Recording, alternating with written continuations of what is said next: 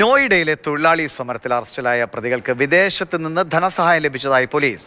1 കോടി രൂപ വിദേശ കറൻസികളായി പ്രതിയുടെ അക്കൗണ്ടിലെത്തി.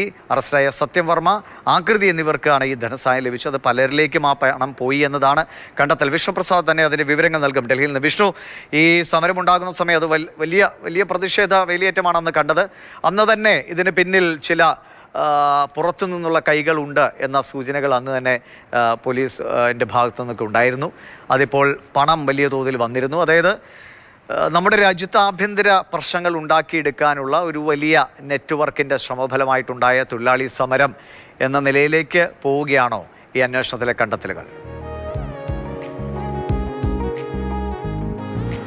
രാജ്യത്തിന് പുറത്ത്, പ്രത്യേകിച്ച് പാകിസ്ഥാനിൽ നിന്ന് ഉൾപ്പെടെ ഈ സമരത്തിന് പിന്നിൽ പ്രവർത്തിച്ചവർക്ക് സഹായം ലഭിച്ചിരുന്നു എന്നായിരുന്നു അന്ന് ഗൗതം ബുദ്ധ നഗർ പോലീസ് പറഞ്ഞിട്ടുണ്ടായിരുന്നത്. പിന്നീട് അന്വേഷണം ഉന്നത ഏജൻസികളിലേക്ക് കൈമാറുകയും സ്പെഷ്യൽ അന്വേഷണ സംഘം തന്നെ ഈ കാര്യം അന്വേഷിക്കുകയും ചെയ്തിരുന്നു. എന്തായാലും ഇപ്പോൾ അറസ്റ്റിലായ പ്രതികളെക്കുറിച്ചുള്ള അന്വേഷണത്തിലാണ്. ഇപ്പോൾ അവരുടെ ബാങ്ക് രേഖകളിൽ നിന്നാണ് ഇവർക്ക് വിദേശത്ത് നിന്ന് വലിയ തോതിൽ പണം എത്തിയിട്ടുണ്ട് എന്ന് പോലീസ് കണ്ടെത്തിയിട്ടുള്ളത്. ഇവരുടെ അക്കൗണ്ടുകളിലേക്ക് ഡോളറുകളായും പൗണ്ടുകളായും 1 കോടി രൂപയോളമാണ് എത്തിയിട്ടുള്ളത്. ഈ തുക പ്രതികളായിട്ടുള്ള ആകൃതിയും അതോടൊപ്പം തന്നെ സത്യം വർമ്മയും പങ്കിട്ടെടുത്തിട്ടുണ്ട്. മറ്റുള്ളവരും ഇതിലുണ്ടോ എന്ന കാര്യം ഇപ്പോൾ പോലീസ് അന്വേഷിച്ചു വരികയാണ്. കൂടുതൽ ആളുകൾ ഈ പണം ഇങ്ങോട്ട് എത്തിച്ചതിലും ഈ പണം വീതം വെച്ചതിലും ഉൾപ്പെട്ടിട്ടുണ്ടോ എന്നത് അന്വേഷിച്ചു വരികയാണ്.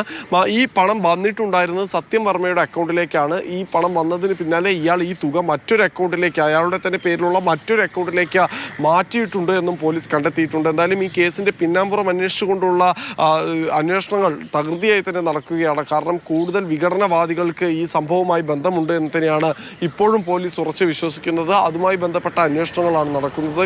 തൊഴിലാളികളുടെ പ്രതിഷേധത്തെ ഒരു അക്രമമാക്കി മാറ്റിയെടുത്തത് ഇവരാണ്. ഇതിനായി വാട്സാപ്പ് ഗ്രൂപ്പുകൾ രൂപീകരിച്ചും അതിലൂടെ സന്ദേശങ്ങൾ പ്രചരിപ്പിച്ചും എല്ലാം തന്നെ ഈ സമരത്തിൻ്റെ മൂർച്ച കൂട്ടാനാണ് ഇവർ ശ്രമിച്ചത് എന്ന ആരോപണമാണ് പോലീസ് അന്നേ ഉയർത്തിയിരുന്നത്. അത് സാധൂകരിക്കുന്ന രീതിയിൽ വിദേശത്ത് നിന്ന് ഇവർക്ക് സംഘടനാപരമായ സഹായം മാത്രമല്ല, പകരം സാമ്പത്തികമായ സഹായം കൂടി രാജ്യത്ത് അസ്ഥിരാവസ്ഥ സൃഷ്ടിക്കാൻ ലഭിച്ചിട്ടുണ്ട് എന്നാണ് ഇപ്പോൾ പോലീസിന്റെ കണ്ടെത്തൽ. ശരി വിഷ്ണു, ഇത് വളരെ ഗുരുതരമായ ഒരു വിഷയം തന്നെയാണ്. നമ്മൾ ഈ സമര സമയത്ത് നമുക്കറിയാം, കേരളത്തിൽ നടക്കമുള്ള നേതാക്കൾ അവിടെ തൊഴിലാളികളെ കാണാൻ എത്തുന്നു, അവരെ പോലീസ് തടയുന്നു. അതൊക്കെ വലിയ വാർത്തയായിട്ടുണ്ട്. സ്വാഭാവികമാണ്, തൊഴിലാളികൾക്ക് അവരുടെ ശമ്പളവും അടിസ്ഥാന സൗകര്യങ്ങളുമൊക്കെയായി ബന്ധപ്പെട്ട് അവരുടെ ആവശ്യങ്ങൾ, ന്യായമായ ആവശ്യങ്ങൾ നിറവേറ്റപ്പെടേണ്ടതാണ്. അത് ഉന്നയിച്ച് സമരം ചെയ്യാനും പ്രതിഷേധിക്കാനും ഒക്കെയുള്ള എല്ലാ അവസരങ്ങളും അവകാശങ്ങളും രാജ്യത്തുണ്ട്. പക്ഷേ അത് നമ്മുടെ രാജ്യത്തെ ഒരു ഏറ്റവും പ്രധാനപ്പെട്ട ഒരു സാമ്പത്തിക കേന്ദ്രത്തിൽ അതിനെ പ്രതിസന്ധിയിലാക്കുന്ന വിധത്തിൽ അവിടെ അതൊരു സംഘർഷാവസ്ഥയിലേക്ക് കൊണ്ടുപോകാൻ ബാഹ്യശക്തികളുടെ, അതും പാകിസ്ഥാൻ അടക്കമുള്ള രാജ്യങ്ങളുടെ ഇടപെടലുകൾ ഉണ്ടെങ്കിൽ അത് തീർച്ചയായും ചോദ്യം ചെയ്യപ്പെടേണ്ടതാണ്. അതിനെ കാരണക്കാരായവരെ കണ്ടെത്തി ശിക്ഷിക്കേണ്ടതാണ്. രാജ്യത്തിൻ്റെ ഉള്ളിൽ നിന്ന് രാജ്യത്തിന് തുരങ്കം വയ്ക്കാൻ എടുക്കുന്ന നടപടികൾ എടുക്കുന്ന ആളുകൾക്ക് കൃത്യമായ ശിക്ഷാ നടപടികൾ എടുത്തേ മതിയാകും. അതിൻ്റെ അടിസ്ഥാനത്തിലാണ് ഇപ്പോൾ ഈ അന്വേഷണം മുന്നോട്ട് പോകുന്നത്.